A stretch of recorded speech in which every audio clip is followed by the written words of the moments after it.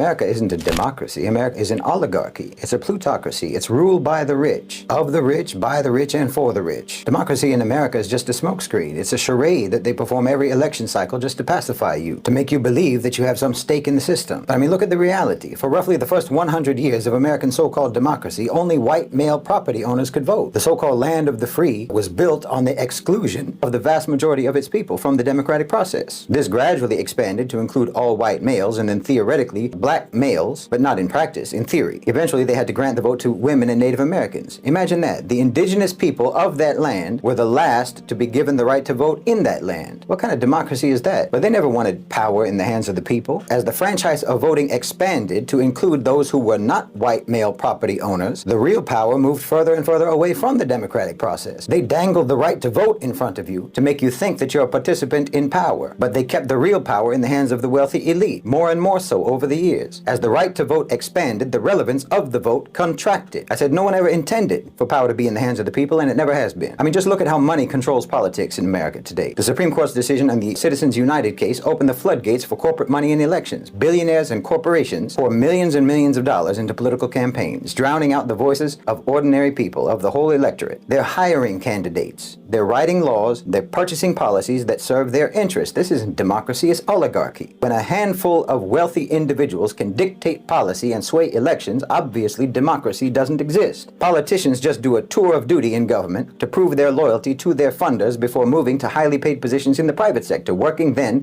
for the same people that they worked for all along. You know, every time they do a tax cut, who benefits? The richest 1% receive the lion's share of that, while the rest of the people have to make up the difference. Whatever they don't take from the rich, they take from you. Instead of taking from the 1% who own and control more wealth than the rest of the 99%, they take it from you. And somehow you still think you live in a democracy. No. The democracy they have is the one they always intended to have, which is one in which only the rich and the owners of the society have any say.